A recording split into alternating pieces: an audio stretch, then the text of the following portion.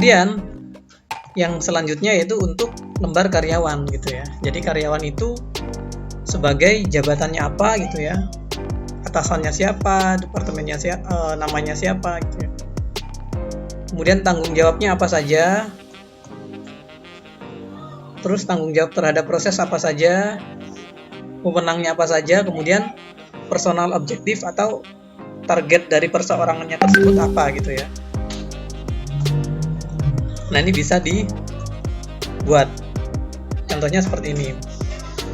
Kalau yang tadi ini sama ya. Cuman bedanya di sini karena ada karyawan, kita coba panggil dari ID karyawan. Karena kenapa harus ada ID karyawan? Takutnya nama karyawannya sama gitu ya. Nah, untuk ini kita tambahkan yang pertama yaitu master karyawan. Ini master karyawan. Nah, karyawan itu menjabat sebagai apa? Itu ya. Ini bisa ditambahkan nih semuanya data karyawan yang dibutuhkan, NPWP dan lain-lain ini ya. Nah, kemudian saya coba di sini pilih nama karyawan ini, ID karyawannya 06, namanya dia. Kemudian jabatannya sebagai accounting dan tax gitu ya. Di sini ID-nya saya pakai validasi seperti yang tadi dibuat ya, data, kemudian data validation, ini list gitu ya, kemudian dia masuk ke master karyawan. Nah, ini nih, saya ambil ID-nya. Jadi biar nggak salah input, maka ID-nya harus dipilih gitu. Oke.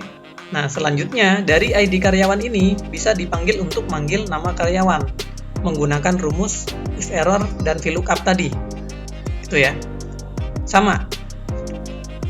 Jadi ketika di sini ini ada master karyawan, nama karyawan di VLOOKUP ID kolom kedua. Itu ya. Kolom kedua nih. Kolom kedua. Kemudian jabatannya dia sebagai apa? Nah, jabatan kolom ke-7 di sini. Dari nick ini saya nomorin ya. 1 2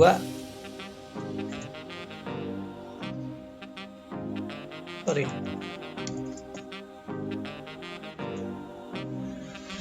Yang dibutuhkan tadi hanya nama dan jabatan. Nah, nama itu kolom kedua, jabatan kolom ke-7. Nah, kita coba panggil di sini. Nama itu kolom kedua, ya. Rumusnya pakai seperti ini, langsung ditiru juga nggak masalah. Kemudian untuk jabatan itu kolom ke-7, sama, bedanya cuman, nah itu kan, nah 7, 2. Oke. Kemudian departemen kita karena di data karyawan itu nggak ada departemen di sini. Berdasarkan jabatan saja kita bisa tentukan departemennya apa, itu ya. Jadi berdasarkan jabatan, kita bisa tarik departemennya apa. Itu ya. Kalau ini satu database yang diambil, ini 3 ini, ID karyawan, nama karyawan, dan jabatan ini berdasarkan master karyawan. Nah, kalau untuk departemen, ini berdasarkan master jabatan. Bisa dipanggil dari master jabatan. Karena di sini, ketika jabatannya itu sales dan marketing manager, dia departemennya apa gitu ya, levelnya level manager apa bukan gitu, kemudian atasannya siapa gitu ya.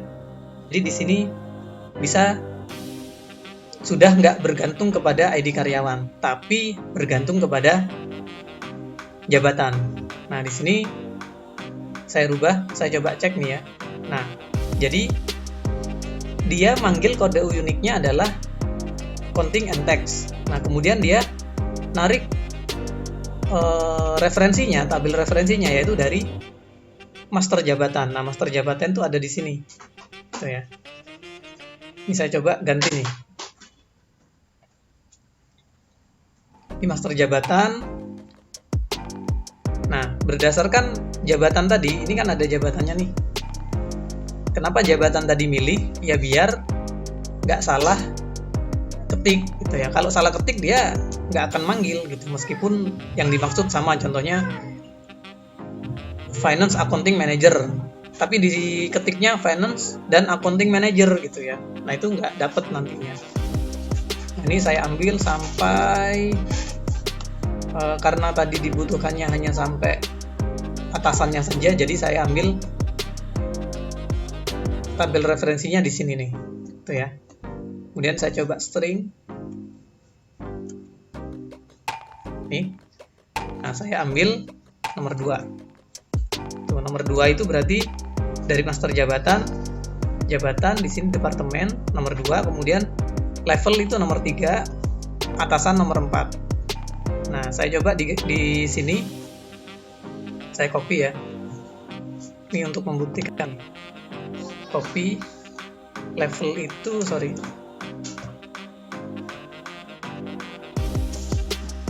levelnya tadi nomor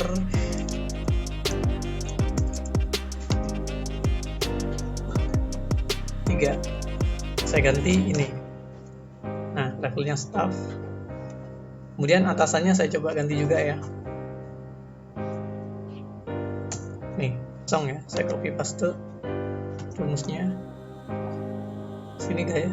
Jadi 4. Atasannya panggil. Oke, untuk headernya sudah selesai nih. Kemudian untuk tugas dan tanggung jawab ini narik ke job desk. Nah, job desk-nya saya harus dibuat seperti ini. Tuh, jabatannya, kemudian urutan keberapa, kemudian dia termasuk kategori apa gitu. Nah, kategori ini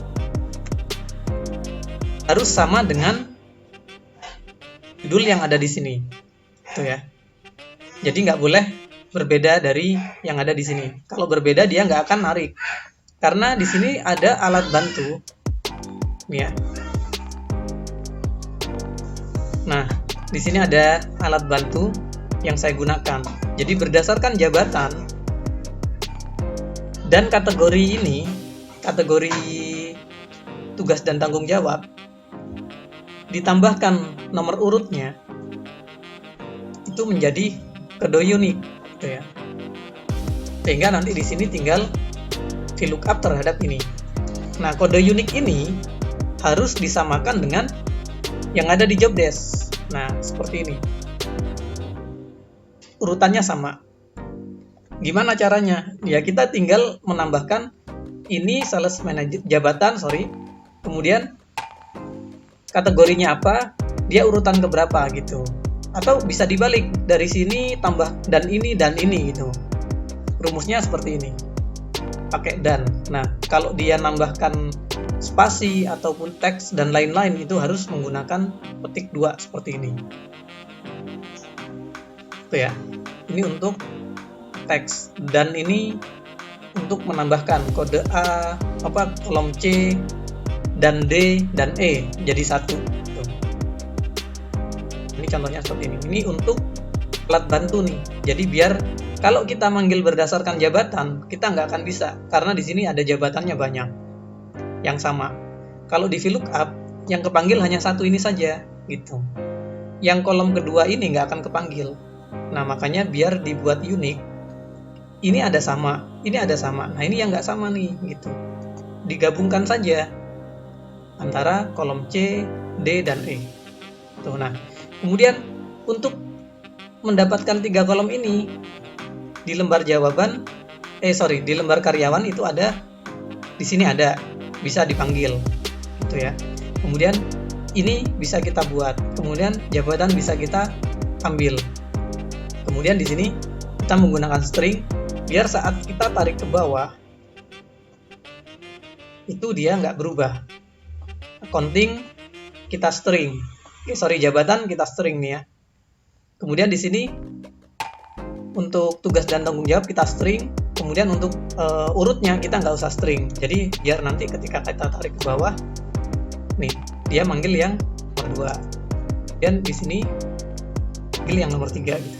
Nah, kalau nggak kita string, contohnya nih, saya hapus stringnya di sini. di paling atas dia benar, tapi kalau kita copy paste ke bawah, nah ini aneh gitu ya, karena dia akan lari. Nah ini lari ke sini, ini lari ke sini gitu ya, aneh. Makanya harus di string. Ya, oke, saya back. Nih ketika dia string, dia di copy paste ke bawah enak gitu ya, nggak berubah.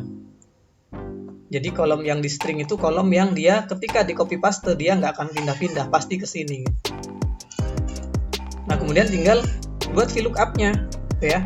Di sini sudah nggak manggil berdasarkan tugas dan tanggung jawab ataupun jabatan ataupun nomor urut, tapi ke kode uniknya. Kode unik ini saya panggil untuk tabel array, ya. Tabel array-nya saya ambil di jobdesk. Nah jobdesk-nya sudah nggak berdasarkan dari sini, tapi nariknya dari sini nih, tuh ya. Ini nomor 1, nomor 2, nomor 3, nomor 4, baru spesifik pekerjaannya. Nomor 5. Nah, kita tarik ke bawah sampai habis gitu ya. Atau bisa diketik juga. Oke. Kemudian kita pilih tabel keberapa yang akan kita ambil gitu ya.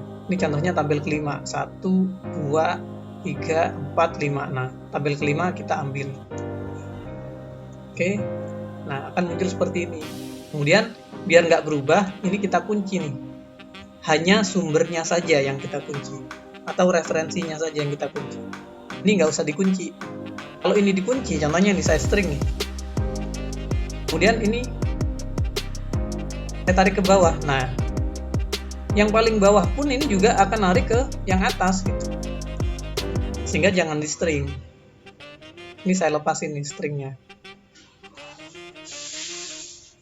Ya. Nah, sehingga ketika dia di copy, dia akan mengikut sesuai dengan tabel selanjutnya gitu. Nah, oke ya.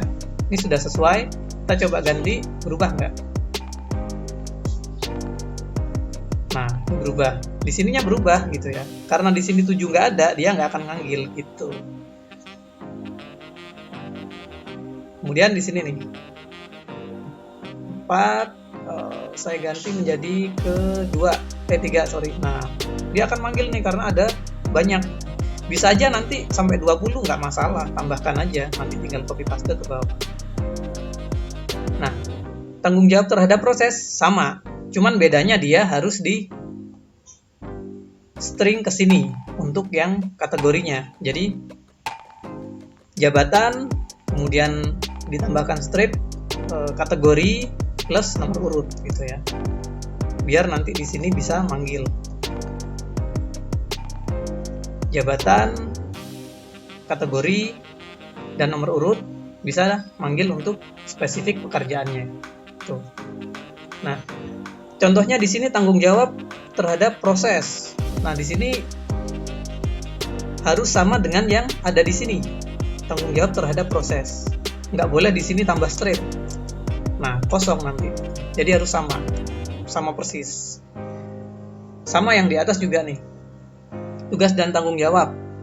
Atau di sini dihapus tugas, kemudian tulisannya seperti ini. Nah, akan hilang karena di sini beda tulisannya gitu ya. Harus diganti menjadi yang sama. Nah, harus detail. Kalau bisa sih copy paste aja biar nggak salah gitu ya. VLOOKUP seringnya seperti itu, harus detail. Kalau nggak mau pakai validasi ya ngeceknya susah lah gitu ya. Kalau bisa pakai validasi untuk kodenya. Nah, di sini juga ada wewenang, kemudian personal objektif. Nah, ini bisa ditambahkan gitu ya, seperti ini. Nah, setelah seperti ini kita coba hide.